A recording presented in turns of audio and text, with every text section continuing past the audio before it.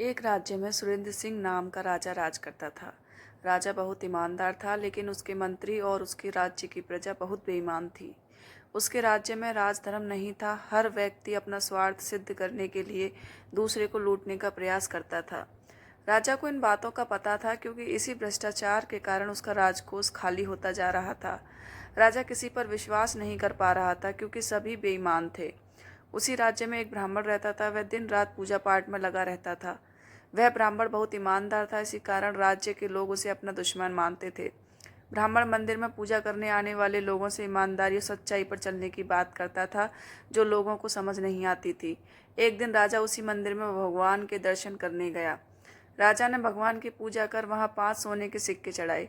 पूजा समाप्त होने पर उस ब्राह्मण ने वही 5 सोने के सिक्के राजा को प्रसाद के रूप में वापस कर दिए। यह देखकर राजा को बहुत गुस्सा आया। उसने ब्राह्मण से पूछा, पंडित जी, आपने मेरे चढ़ाए हुए सिक्के ही मुझे वापस कर दिए, ऐसा क्यों? क्या इनमें कोई खोट है? ब्राह्मण, महाराज क्षमा करें, इन सिक्कों में खोट है या नहीं यह तो सुनार ही बता सकता है, लेकिन मैंने ये सिक्के इसलिए वापस किए क्योंकि इस राज्य के अधिकतर लोग बेईमान हैं। जो लोग पूजा करने आते हैं, वे अगर भगवान के चरणों में पड़े चमकते हुए सोने के सिक्के देखेंगे तो उनका मन पूजा पाठ में नहीं लगेगा। वे इन सिक्कों को चुरा कर ले जाएंगे, बाद में इनका उपयोग गलत कार्यों में करेंगे। राजा, लेकिन आपने मुझे वापस क्यों दिए?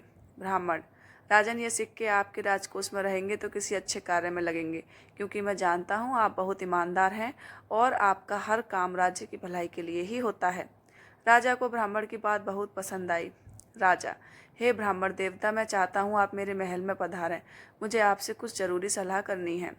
ब्राह्मण, ठीक है महाराज, मैं कल आपके सामने उपस्थित हो जाऊंगा। अगले दिन ब्राह्मण राजा से मिलने पहुंच जाते हैं। राजा, आइए ब्राह्मण देवता, मैं आप ही का इंतजार कर रहा था। ब्राह्मण, महाराज, मेरे लिए क्या आज्ञा है? राजा, मेरे मंत्रियों से लेकर प्रजा तक सब बेईमान हैं। मुझे अपने राज्य को बचाने के लिए क्या करना चाहिए? ब्राह्मण, आपको उन्हें दंड देना चाहिए। राजा, लेकिन कैसे? मुझे उनके बारे में कुछ भी पता नहीं लग पाता, लेकिन मेरा राजकोष खाली होता जा रहा है। ब्राह्मण, महाराज, यदि एक व्यक्ति को दंड दिया जाए तो 100 सुधर जाएंगे। मैं आपको एक उपाय बताता हूँ। आपका जो मुकुट है यह सोने का है और इसमें कई हीरे भी जड़े हुए हैं। आप अपने मंत्री से कहिए कि आप एक नया सुंदर मुकुट बनवाना चाहते हैं, जिसमें इतने ही हीरे जड़े हों, लेकिन मुकुट शुद्ध सोने का होना चाहिए। राजा, लेकिन उससे क्या होगा? ब्राह्मण, जब मुकुट बनकर आ जाए तब आप मुझे बुलवा लेना, बाकी आप मुझ पर छोड़ दीजिए। राजा तुरंत अपने मंत्री को बुलाकर मुकुट बनवाने के लिए कहता है। मंत्री तुरंत सोने के सबसे बड़े व्यापारी को बुलाता है। मंत्री, सुनो व्यापारी, महाराज के मुकुट के बराबर वजन का सोना तुम सुनार को पहुंचा दो, तुम्हें उसका पूरा मूल्य मिलेगा, लेकिन उसमें 10% तांबा मिला देना। उसमें से जो बचत हो उसका आधा मुझे चाहिए। उसके बाद मंत्री हीरे के व्यापारी को बुलाता है। मंत्री, महाराज के मुकुट के लिए जो हीरे चाहिए उसमें से 2 हीरे कम कर देना, उनकी जगह कांच के टुकड़े लगा देना। 1 हीरे का दाम मुझे चाहिए। सोने का व्यापारी सोचता है, जब मिलावट ही करनी है तो 10% क्या 20% कर देता हूँ। 5% मंत्री को भी तो देना है।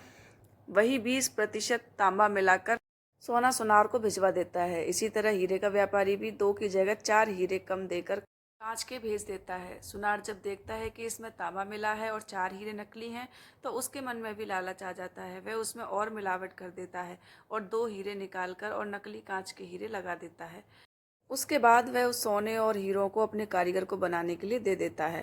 कारीगर देखता है इसमें तो केवल 40% सोना है, बाकी तो तांबा है। वह उस सोने को अपने पास रख लेता है और सोने की जगह तांबे का मुकुट बनाकर उस पर सोने का पानी चढ़ा देता है। साथ ही सारे हीरे निकालकर कांच के नकली हीरे लगा देता है। तय समय पर महाराज के सामने मुकुट पहुंच जाता है। मुकुट बहुत सुंदर बना था। राजा बहुत खुश होता है। वह तुरंत ब्राह्मणों को बुलवाता है। ब्राह्मण अपने साथ दूसरे राज्य का एक सुनार लेकर पहुंच जाते हैं। राजा, पंडित जी, मेरा मुकुट तैयार है, अब क्या करना है? ब्राह्मण, राजा, इस मुकुट बनाने की प्रक्रिया में जिस जिसने भाग लिया उन्हें बुलवाइए। राजा के आदेश पर सभी आ जाते हैं। उसके बाद ब्राह्मण अपने साथ लाए सुनार को मुकुट देते हैं। मुकुट को कसौटी पर परखने के बाद वह सुनार कहता है, महाराज, यह तो पूरा मुकुट तांबे का है। इस पर सोने का पानी चढ़ाकर ये कांच के टुकड़े लगा दिए गए हैं। राजा को बहुत गुस्सा आता है। वे मंत्री से पूछते हैं। मंत्री सोने के व्यापारी का नाम लेता है, सोने का व्यापारी सुनार का, और सुनार अपने कारीगर का नाम लेता है। राजा, इस कारीगर को राज्य के बीच फांसी पर लटका दिया जाए। कारीगर: महाराज, मुझे क्षमा कर दीजिए। राजा: नहीं, तुम बेईमान हो, तुम्हें फांसी देनी ही पड़ेगी। कारीगर: ठीक है महाराज, लेकिन मुझे 40% माफ़ी दीजिए, क्योंकि मुझे सोना 40% मिला था। अगर मैं उससे मुकुट बनाता तो वो तांबे का नजर आता।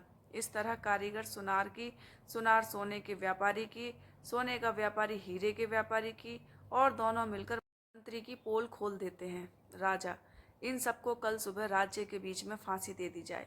अगले दिन पूरे राज्य में हड़कंप मच जाता है। बीच राज्य में राजा के सामने सभी को फांसी पर लटका दिया जाता है। राजा: आज के बाद अगर किसी ने भी बेईमानी की तो उसका भी यही हाल किया जाएगा।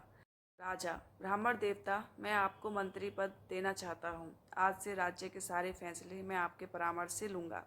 उसके बाद ब्राह्मण की सूझबूझ से पूरा राज्य ईमानदारी से अपना कार्य करने लगा। कुछ ही दिनों में राजकोष भरने लगा।